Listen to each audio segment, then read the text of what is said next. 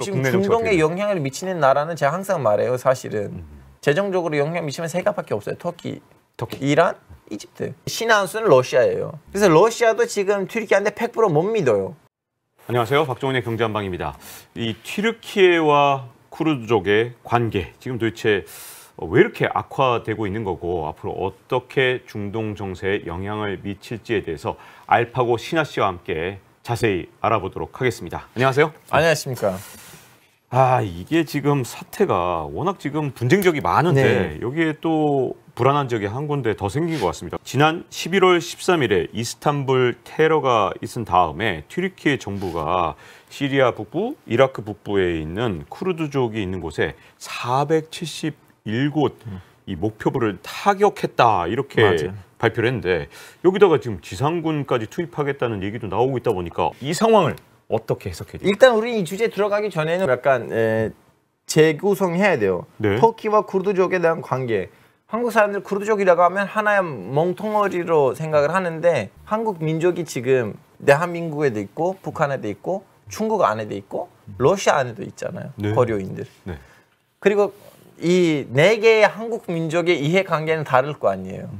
마찬가지로 중동에서도 쿠르드족이라고 하면 어디에 있는 쿠르드족이라고 물어봐야 돼요.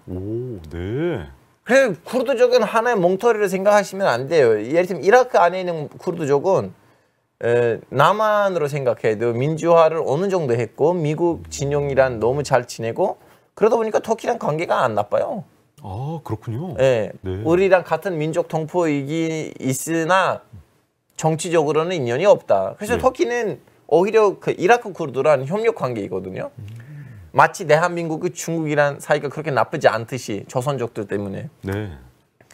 근데 시리아 쿠르드는 좀 상황이 달라요.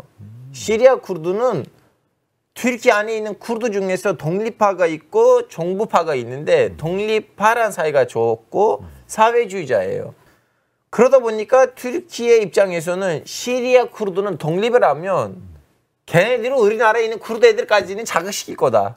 물론 시리아 쿠르드는 몇 번 얘기했어요.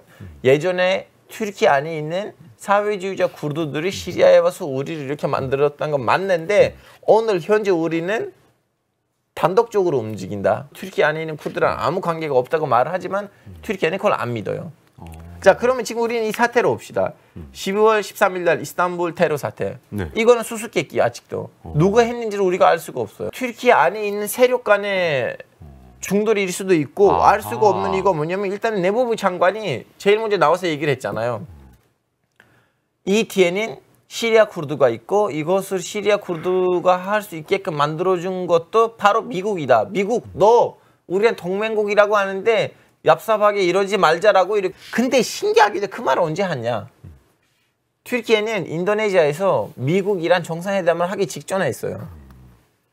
그러면 바이든 대통령한테 그 정보가 올 거 아니에요. 그 튀르키예 내무부 장관 너 가지고 욕했어. 그래서 바이든이 그 말을 듣고 에르도안이랑 만날 거잖아요. 그래서 사람들이 내무부 장관이 진짜로 그냥 반미 감정으로 그 얘기를 한 것인지 아니면 에르도안하고 바이든을 힘들게 만들려고 한 것인지 이제 물음표가 있는데 그 물음표들 왜 생긴 것인가. 쿠르드족도 우리가 안 했다. 그동안 예전에 했었는데 다 했다고 했잖아. 이번 거를 왜 부인하겠어. 우리가 안 했다니까. 근데 이걸 가지고 튀르키예는 바로 시리아에다가 개입을 했잖아요. 이거는 최근에 와서 튀르키예에서 에르도안의 라인하고 기득권 세력의 라인이 부딪히고 있거든요. 어떻게 보면 내무부 장관하고 국정원이라고 보시면 돼요. 왜냐면 국가정보원 원장이 에르도안이 임명한 사람이거든요. 그 터키 안에 있는 라인이 서로 중돌해서 일어나는 일인가. 이번 계기로 좀 내무부 장관을 좀 쳐내고 싶은 에르도안의 이제 계산인가. 아니면 에르도안이 시리아에다가 더 강력한 개입을 해야 돼요. 시리아 내전 끝나기 전에는.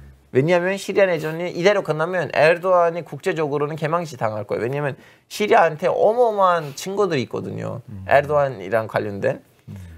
그래서 내전 끝나기 전에는 뭔가를 확보하고 그 확보한 카드로 시리아랑 협상하고 야 오케이 우린 다 졸수할 테니까 너도 전쟁 끝나고 난 다음에 우리랑 관련된 국제재판소에다가 아무것도 내보내지 마라. 우리 여기서 끝내자. 그래서 이거는 시간을 두고보고 봐야 돼요. 제가 지금 뭐라고 하기에는 이르다고 보고 있거든요. 좀 이렇게 복잡하다 보니까 에르도안 대통령이 경제적으로 좀 튀르키예 상황이 너무 안 좋으니까 자꾸 이거 확대시키면서 대외의 적을 만드는 그런 좀 약간 단순하게 지금 봐왔거든요. 근데 그 외에도 지금 정치적으로 내부에서 어마어마하게 복잡하게 지금 돌아가는 문제들이 다 섞여 있는 거라고 봐야 되겠네요. 그러면 에르도안 대통령 입장에서 지금 시리아 북부나 이런 데 타격을 할 때 이게 미군 기지로부터 한 20-30km 밖에 떨어져 있지 않은 그런 곳까지도 막 공격을 했더라고요. 그럼 거기는 시리아 쿠르드의 기지가 있어요. 네. 그거는 미국을 가지고 자극시키려고 한 거 아니고 그냥 거기 있는 쿠르드 기지를 폭파시키려고. 아 그리고 쿠르드 기지 안에는 이 IS 애들의 그 수용소들이 있어요. 네. 그래서 IS 애들이 터키를 협박하고 있거든요. 우리 지금 친구들이 동지들이 다 지금 거기 수용소에 있는데 왜 좀 가서 공습을 하고 좀 약간 구출시키지 그래 왜 안 그러냐 하고 지금 튀르키예도 어떻게 보면 완전히 위기에 빠진 거예요. IS한테 들어오는 협박을 어느 정도 달래지 않으면 IS는 문제를 일으키고 테러를 일으키고 근데 IS가 원하는 방향으로 움직이면 시리아는 그런 것들을 다 이렇게 누적을 시키고 내전 이후에 튀르키예를 국제적으로 개방시키려고 쓸 거고 뭘 해도 무조건 손해를 보는 그런 분위기가 된 거예요. 에르도안 대통령 입장에서는 이 시리아 사태가 더 깊숙하게 들어가서 수렁에 빠지고 자꾸 그렇죠. 에르도안한테는 이 시리아 내전이 연계되면 될수록 에르도안한테 이득이고 에르도안한테 지금 두 가지 방법밖에 없어요. 하나는 시리아 내전을 아사드 정권이랑 협상을 하고 마무리시키든가 아니면 내전을 시리아를 분단시키는 상황에서 마무리시킨다든가. 그렇고 그러면 지상군 투입이 현재 뭐 실질적으로 가능한지 잘 모르겠으나 진짜로 그 카드를 써서 진짜 시리아 내전 사태를 끝나지 않도록 뭔가 계속 끌어가거나 아니면 더 확전시키려고 할 수 있을까요? 분단시키거나 거기서 이제 신의 한 수는 러시아예요. 러시아 보기에는 오케이 지금 튀르키예는 에르도안 때문에 미국이랑 멀어졌어요. 근데 이거는 보장이 있냐? 터키는 지금 나토 회원국이다 보니까 아무리 지금 미국이랑 사이가 나빠도 내일 모레 다시 나토의 그 품으로 들어갈 수도 있는데 시리아 안에서 터키의 그 이익관계를 끝까지 우리는 봐줘야겠나? 그래서 러시아도 지금 튀르키예한테 100% 못 믿어요. 그냥 이익이 거기서 좀 약간 어느 정도 겹쳐서 서로 좀 잘해보는 거지 결론적으로 우방국이 아닌데 그러다 보니까 러시아는 아니야. 너는 그냥 너의 국경 30km 정도만 지상군을 오케이인데 그 이후로는 군인을 보내지 말라고 하는 상황이에요. 한때 에르도안이 막 튀르키예 정치계를 막 흔들면서 야 이러다가 종신 집권하는 거 아니야? 이런 생각까지 잠깐 들었었거든요, 진짜. 근데 쿠데타 진압하고 그럴 때만 해도. 근데 이대로 가면 에르도안 대통령의 지지율 하락이 계속될 수밖에 없고 지금 튀르키예 경제 너무너무 좀 날이 갈수록 안 좋아지잖아요. 그것도 에르도안 대통령이 이해 안 가는 저금리 정책, 이상한 정책으로 경제를 악화시켜 놨기 때문에 혹시 튀르키예 내부에 문제가 생길 가능성이 있나요? 어떤가요? 이제 문제가 일어날 건데 언제 일어날 건지를 두고 봐야 돼. 왜냐면 에르도안이 이제 운이 좋아요. 우린 진짜 나라 깔 줄 알았더니 우크라이나 전쟁이 터졌어요. 우크라이나 전쟁이 에르도안한테는 그냥 수면조끼가 됐거든요. 그 우크라이나 전쟁 덕분에 에르도안이 지금 살아나왔다고 보시면 돼요. 외교적으로도 경제적으로도. 네, 우크라이나 곡물을 지금 흑해에서 실어 나를 때 에르도안 대통령이 국제적으로 큰 역할을 했더라고요. 우크라이나에다가 보내줬던 무인기들 있잖아요. 네. 엄청나게 에르도안이 돈을 벌었어요. 경제가 완전히 망할 수도 있었는데 그걸 좀 약간 막은 거고. 그때 지금 튀르키예에 더 큰 문제가 있어요. 한국 언론에 잘 안 나오는 문제인데 난민 문제예요. 시리아 난민이 500만 명 넘었어요. 500만 명. 500만 명 뭔지 아세요? 대전 3개예요. 어마어마하네요. 진짜. 그리고 미국이 에르도안한테 야 내가 너한테 뭐라고 안 할 테니까 너도 나를 좀 뒷일을 좀 봐줘. 그래 뒷일이 뭐냐? 내가 아프가니스탄에서 졸수할 거잖아. 아 맞아. 그러면 거기 이제 난민들이 생길 거 아니에요. 일단 한국대 지금 400 몇 명을 데리고 왔잖아요. 그 미라클 작전으로. 네. 튀르키예는 아프가니스탄에서 많은 사람이 왔어요. 그 운반도 다 터키가 운영했고 그 공항도 튀르키예가 지켰잖아요. 탈레반이랑 어느 정도 관계가 있으니까. 네. 그리고 아프간 애들이 들어갈 때는 파키스탄을 걸쳐서 갈 거잖아요. 그걸 본 파키스탄 사람들 야 잠깐만 우리 생김새 똑같이 생겼잖아. 네. 우리도 아프간이라고 하고 가자 해서 어마어마하게 아프가니스탄하고 파키스탄 난민들 지금 들어왔어요. 아니 파키스탄은 무슨 전란이 난 것도 아닌데 경제적으로 어려우니까 튀르키예로 옮겼단 말인가요? 네. 아니 그러면 이게 난민이 이렇게 500만 명이나 들어왔다 그러면 난민에 대한 반감이 내부적으로 굉장히 클 것 같고 네. 두 번째는 특히 이제 시리아 난민 같은 경우는 사실 예산이 좀 들어갈 것 같아요. 왜냐하면 이분들 어쨌든 생계는 좀 해결해야 되고 다른 문제가 또 있다면 또 이 노동시장에 노동 공급이 엄청나게 늘어나는 셈이니까 노동시장에 박살났죠. 왜냐하면 그분들이 비공식적으로 일하거든요. 네. 예를 들면 한국에 예를 들면 난민이 들어오면 불법으로 체류한 그런 사람들은 하나도 없거든요. 네. 다 비자가 정해져 있고 어디서 뭘 하는지는 한국 정부가 다 감시하고 있어요. 튀르키예에서는 거의 이제 깨졌어요.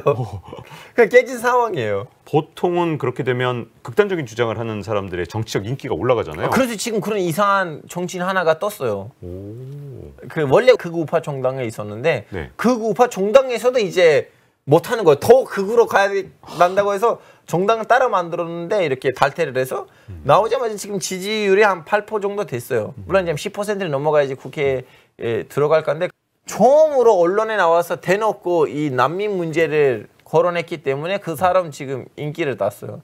터키 사람들 지금 80%는 이건 이제 조사 결과인데 빨리 단장이 난민들을 보내야 된다고 생각해요. 왜냐하면 감시가 안 되니까 이제 에르도안도 얼마 전에 제조임금을 올렸거든요. 그러니까 국민이 야 제조임금 올려봤자 무슨 의미냐. 어차피 제조임금으로 노동시장에 안 털어야 난민들이 와서 그냥 하루에 뭐 500원, 1000원만 줘도 일을 열심히 하니까. 그러니까 지금 최저임금 적용은 내국인한테만 되고 난민들이 와서 그냥 반값 뭐 10분의 5분의 1값 이런 식으로 4대 보험도 없이 4대 보험도 없이. 예. 그러면 지금 튀르키예 노동시장에서 지금 박살났잖아요. 박살난 거예요 지금은. 정치적 불안이 튀르키예 내에서 결국 심해질 수밖에 없겠네요. 그렇죠, 그렇죠. 그래서 지금 튀르키예는 지금 물음표로 달려가고 있어요. 근데 튀르키예 인구가 조금 많은 게 아니라 8천만 명이나 되기 때문에 중동에서 강국 중에 강국이잖아요. 인구 대국이고 뭔가 여기가 정정이 불안해지거나 그러면 이게 러시아에 시리아의 모든 나라에 지금 영향을 미칠 텐데 앞으로 중동 정세에도 튀르키예 상황이 엄청난 영향을 미칠 가능성이 있겠는데. 그래서 지금 강대국들도 어느 정도 거기에 빠진 거예요. 우리가 예상하지 않는 어떤 정치적인 뭔가가 돌발하면 우리한테 좋은 결과냐. 예를 들어 예전에 이란에서 샤 있을 때는 샤 국왕이 미국을 짜증나게 만들었거든요. 그래서 뭐 후메이니가 애를 괴롭힐 때 미국 뭐라고 안 했는데 결론적으로 후메이니가 이란을 오늘날의 이란으로 만들었어요. 네. 누구도 그 예상을 못했거든요.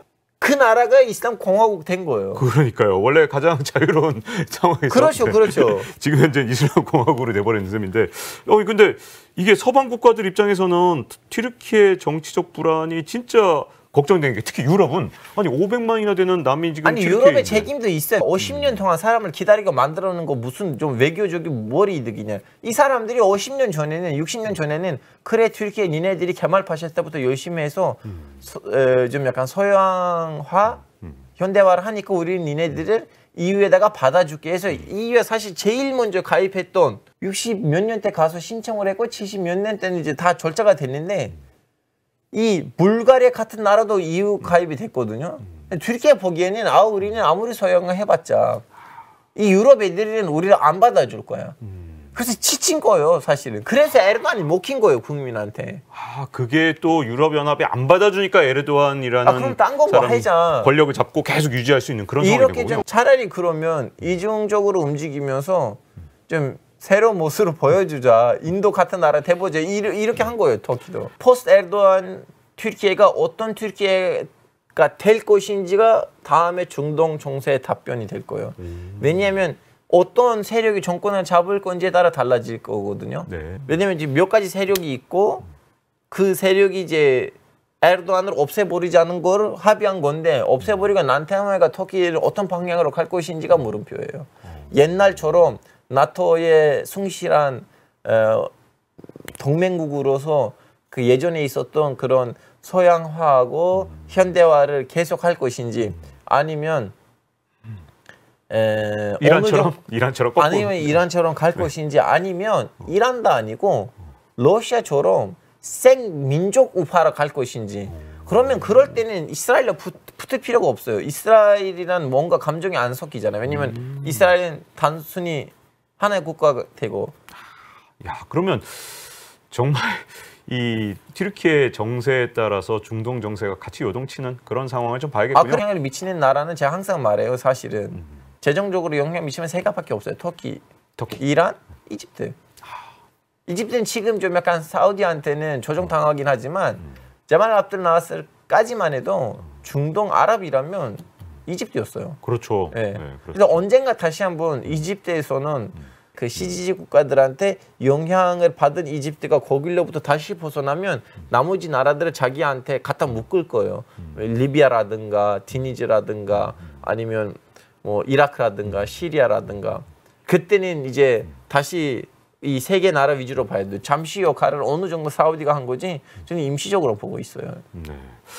자, 이렇게 튀르키예와 그리고 중동 정세 그리고 쿠르드족과의 관계 모두 다 아주 심층적으로 알아본 것 같고요. 알파고 신하 씨와 함께한 시간 이제 마무리하도록 하겠습니다. 자, 다음 시간에 뵙도록 하겠습니다. 감사합니다. 안녕히 계세요.